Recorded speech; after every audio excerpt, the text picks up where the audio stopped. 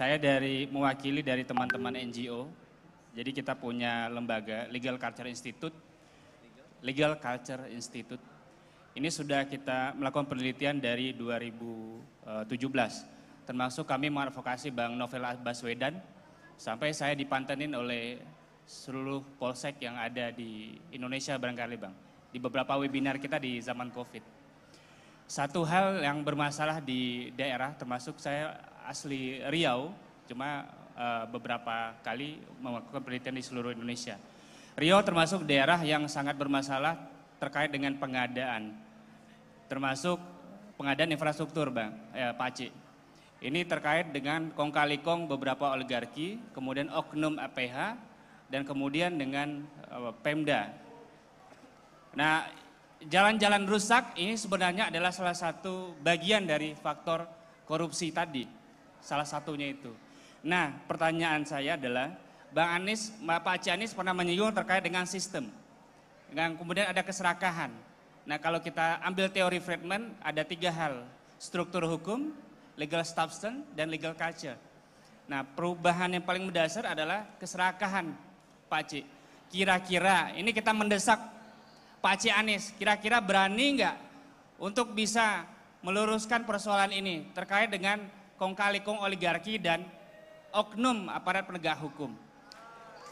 Dan kemudian bagaimana mengembalikan kutukan sumber daya alam yang ada di Riau, Mas Anies, Pak Acik Anies. Karena DBH yang dikembalikan ke Riau itu hanya sekitar 15,5%. Ya. Terutama untuk minyak bumi. Kira-kira sistem itu bisa dibalik nggak? Ya. 15 itu di pusat dan kemudian 84 itu dibalikin ke Riau. Baik, saya kira cukup. Masih. Silakan. Pelan-pelan Pak dosen katanya. Ya, silakan Pak Anies untuk dijawab. Makasih Rizky. Dan terima kasih sudah menjadi bagian dari yang menjaga integritas di Riau ini. Boleh beri tepuk tangan buat Bung Rizky.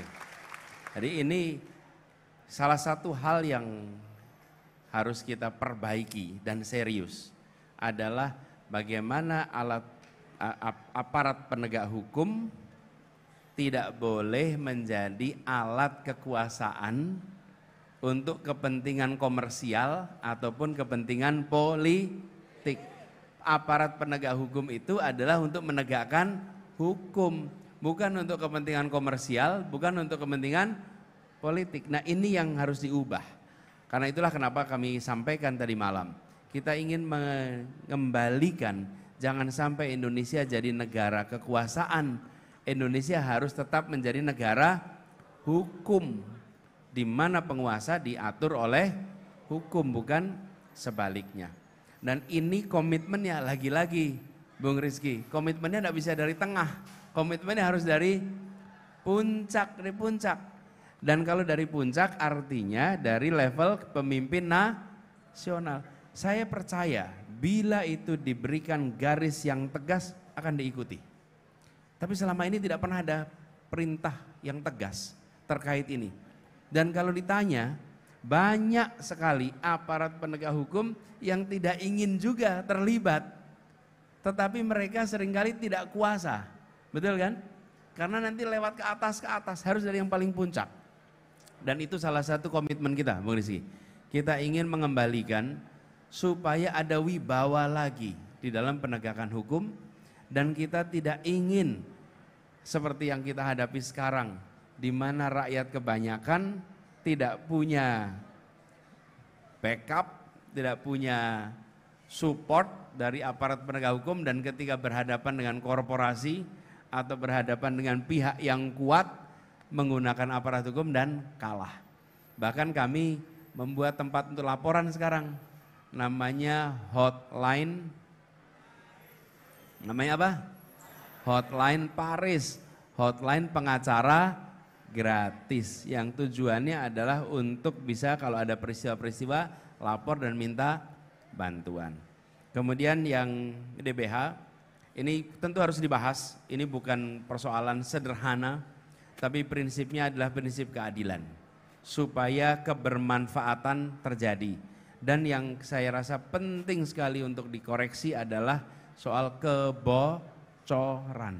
Kebocoran di mana? Di sisi penerimaan. Banyak dari yang kita lakukan tindakan itu kebocoran di sisi pengeluaran. Sementara kebocoran di sisi penerimaan seringkali lolos.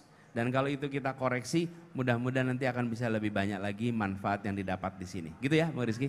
Makasih.